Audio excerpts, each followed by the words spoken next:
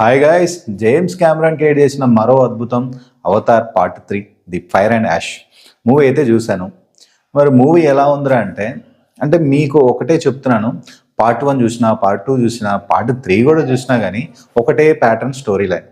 తన కుటుంబాన్ని కాపాడుకోవాలి, తన తెగల్ని కాపాడుకోవాలి, తన ప్రపంచాన్ని కాపాడుకోవాలి. సో ఇదే ప్యాటర్న్తో వస్తూ ఉంది. ఈ మూవీ లిటరల్లీ 3 hours 17 minutes, 3 గంటల 15 నిమిషాలు ఉంది ఈ మూవీ.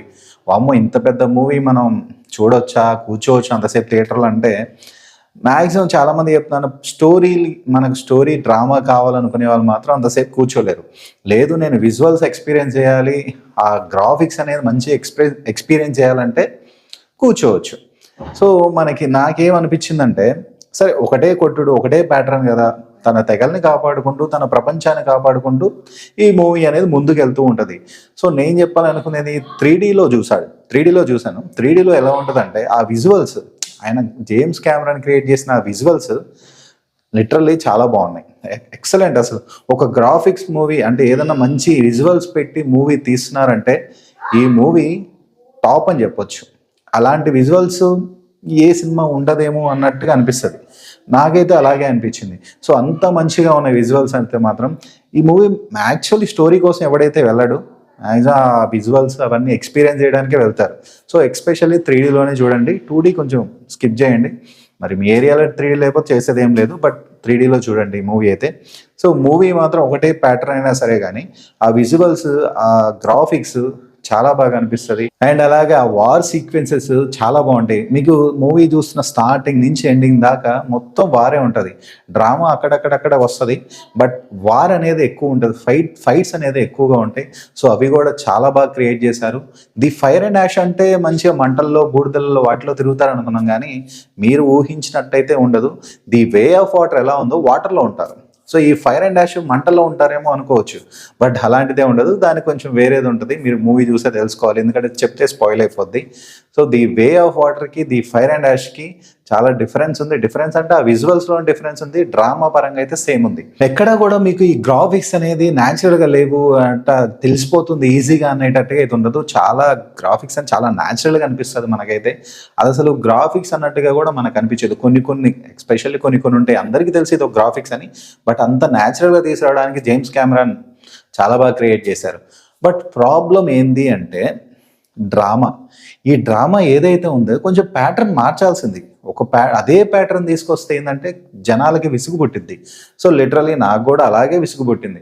స్టార్టింగ్ నుంచి ఎండింగ్ దాకా ఒకటే వారు డ్రామా కూడా సేమ్ తీసుకెళ్ళిపోయి అదే చేసేసరికి 3 hours పైన పెట్టాడు ఈ మూవీ. సో అంతసేపు ఈ మూవీ అనేది లాగ్ బాగా లాగాడు. Literally first half, second half అన్నట్టు ఈ మూవీకి ఏమి ఉండవు. ఇంటర్వెల్ అంటే మధ్యలో ఆపేస్తారు. దీనికి మన సినిమాలాగా ఫస్ట్ హాఫ్ కొద్ది ఇంటర్వెల్ ఉంటుంది, సెకండ్ హాఫ్ ఉంటుంది, అలాంటిది ఏమి ఉండదు. ఒకటే లైన్ ఎండింగ్ దాకా చూస్తూనే ఉండాలి. బట్ మనకి ఇంటర్వెల్ అనేది సగంలో కట్ చేస్తారు. సో మీకు సగం అయిపోయేసరికి చాలా బోర్ అనిపిస్తుంది. ఎంత విజువల్స్ ఎక్స్పీరియన్స్ చేయాలని చెప్పినా కానీ మనం ఆల్రెడీ ఇంతకుముందు సినిమాలో ఎక్స్పీరియన్స్ చేసాం. మళ్ళీ అదే ప్యాటర్న్ తీసుకొచ్చి ఈ మూవీకి కూడా అదే తీసుకెళ్తే జనాలకి విసుగు పుట్టింది. డ్రామా కొంచెం మార్చి ప్యాటర్న్ కొద్దిగా మారిస్తే సినిమా చూసే వాళ్ళకి కొద్దిగా థ్రిల్ అనిపిస్తుంది, కొత్తదనంగా అనిపిస్తుంది. అంతేగాని కొత్తదనం లేకుండా ఒకటే కొట్టుడు కొడితే బోరింగ్గానే ఉంటుంది. సో నాకు కూడా అదే బోరింగ్ అనిపించింది. జస్ట్ విజువల్స్ ఎక్స్పీరియన్స్ చేయాలి, గ్రాఫిక్స్ ఎక్స్పీరియన్స్ చేయాలంటే మాత్రం ఈ మూవీ చూడండి. లేదు నాకు డ్రామా కావాలి, స్టోరీ కొద్దిగా ఏదైనా కొత్తగా ఉంటే బాగుండంటే మాత్రం మీకైతే నచ్చదు ఈ మూవీ. లిటరల్లీ నాకైతే బోరింగ్గానే అనిపించింది. ఎంత విజువల్స్ ఎక్స్పీరియన్స్ చేసినా బోరింగ్గానే అనిపించింది. క్లైమాక్స్ నేను కొంచెం బెటర్గా ఉంటుందేమో అనుకున్నా, కానీ the way of water climax కన్నా నాకు అంత బెటర్ అయితే అనిపించలేదు. నాకు పార్ట్ 2 చాలా బాగా నచ్చింది. పార్ట్ 3 వచ్చేసరికి నాకు అంత అనిపించలేదు. క్లైమాక్స్ మంచి వండర్ అనేది నాకు అనిపించలేదు. పార్ట్ 2 క్లైమాక్స్ చాలా బాగుంటుంది. సో పార్ట్ 3 వచ్చేసరికి క్లైమాక్స్ అంతగా అనిపించలేదు. నాకు ఫస్ట్ నుంచి లాస్ట్ దా క్లైమాక్స్ లానే ఉంది, ఎందుకంటే మొత్తం వారే నడుస్తుంది కదా, చాలా తక్కువ డ్రామా. సో ఇది ప్రాబ్లం. అండ్ మ్యూజిక్ విషయానికి వస్తే మొత్తం బీజిఎం సాంగ్స్ ఏమి ఉండవు కదా, బీజిఎం కూడా నాకు అంత అనిపించలేదు. నాకు పార్ట్ 2 దీని మీద పోలిస్తే పార్ట్ 3లో మ్యూజిక్ అనేది నాకు ఎక్కడా కూడా అంత అనిపించలేదు. ఏదో యావరేజ్గా ఉంది బీజిఎం మాత్రం. సో అది ప్రాబ్లం. అండ్ యాక్టింగ్ పరంగా అందరూ చాలా న్యాచురల్గా చేశారు. ఎస్పెషల్లీ అందరూ, చిన్నపిల్ల కానీ, ఒక చిన్నపిల్ల ఉంటుంది, ఆమె చాలా క్యూట్ ఉంటుంది, ఒక చిన్న పాప పుట్టిద్ది, మనకి చాలా బాగా అనిపిస్తుంది చూపించే విధానం, అది చాలా బాగుంటుంది. యాక్టింగ్ పరంగా మాత్రం అంతా బాగా చేశారు. అండ్ ఈ మూవీకి నేను ఇచ్చే రేటింగ్ విజువల్స్కి అయితే మాత్రం అవుట్ ఆఫ్ 5కి 5 ఇచ్చేస్తాను. డ్రామా వచ్చేసరికి 0 ఇస్తాను. సో ఓన్లీ విజువల్స్, ఈ మూవీ అనేది విజువల్స్ కోసమే కదా, గ్రాఫిక్స్ కోసమే కదా మ్యాక్సిమం.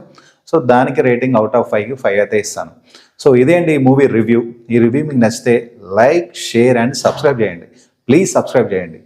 Thank you.